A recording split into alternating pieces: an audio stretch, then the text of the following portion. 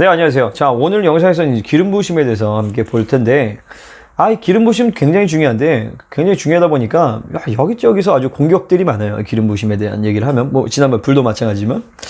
자, 먼저 성령의 기름 부으심이란 뭘 얘기하냐? 하나님의 특별한 임무를 위해 구별되게 일하신 성령님의 나타나심이에요. 특별히 이제 구약적 측면에서 왕, 제사장, 선지자들에게만 기름을 부으셨죠. 우리가 잘 아는 다윗이, 이제 사무엘이 다윗을 왕으로 삼으라고 주님이 말씀하셔서 사무엘이 이제 다윗에게 기름을 부으실 때 하나님의 영이 그에게 임하신단 말이에요.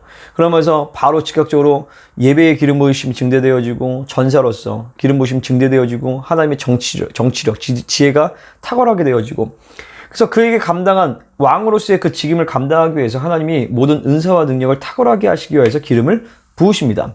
그럼 그 기름 자체가 중요하냐가 아니라 그 기름을 부을 때의 영적인 기름 부으심이 같이 부어지는 것이죠. 그죠? 할렐루야. 근데 신약에서는요, 이 왕, 제사장, 선지자에게만 기름을 부어주는 것이 아니라 예수님의 그 직임이 뭐예요? 그리스도. 이건 메시아인데, 이 메시아라는 직임은 기름 부음 받은 자라는 뜻이에요. 예수님은 왕, 제사장, 선지자의 모든 직임을 다 통합적으로 가지고 계셨던 분이죠.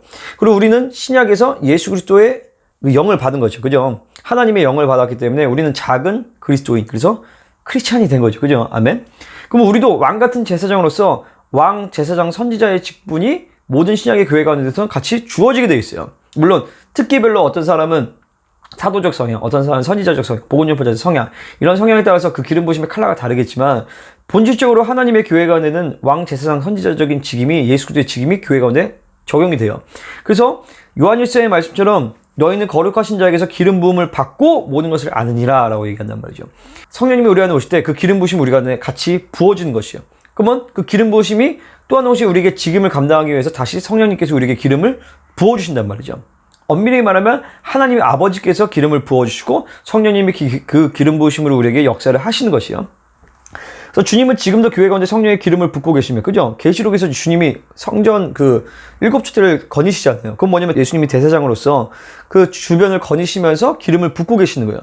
교회들마다 기름을 붓고 계십니다. 할렐루야. 교회의 본질상 기름 부으심은 반드시 있어야 된다. 반드시. 기름 부으심은 선포, 가르침, 치유, 영적 권위 등 모든 성령님의 사역에 절대적이고 하나님과 교제에도 매우 중요해요. 용례의 현상을 본다면 기름 부으심이 임할 때요, 성령의 불과 마찬가지로 어떤 육체적 현상이 있을 수 있어요. 특별히 많은 경우에는 이렇게 느껴요. 위로부터 뭔가 부어지는 것, 기름이 부어지는 것처럼, 혹은 시원하게, 혹은 그렇게 느껴요. 뭔가 착 열리듯이. 많은 경우에 그럴 때 이제 처음 경험할 때 많이 울죠, 대부분. 그래서 여러분 처음 이제 방언받거나 성령 세례 받으신 분들은 대부분 그런 경험 하실 거예요. 갑자기 위로부터 뭔가 쫙 부어지면서 눈물이 쫙 터지면서 내 마음이 뭉클하게 되어지고, 이런 건 다 기름 부음의 역사예요.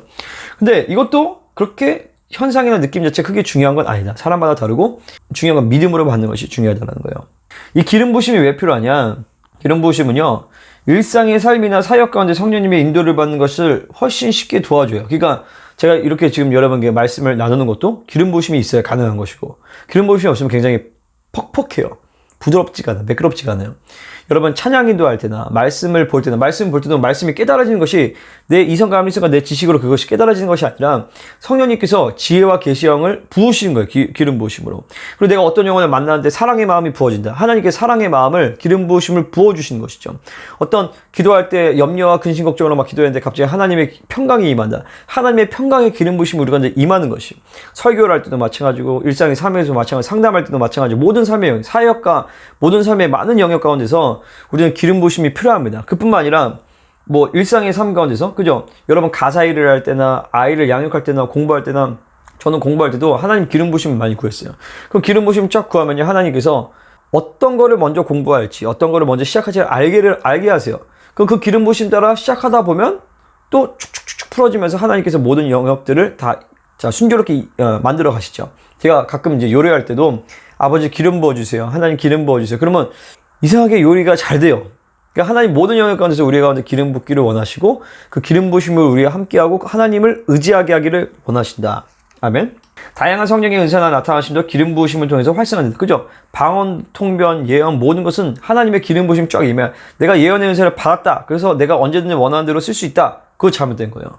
내가 예언의 은사를 받았지만 다시 기름 부으심에 의해서 그 기름 부으심이 활성화되면서 성령님께서 내 안에서 그 예언의 은사로 일해 주셔야 되는 거예요.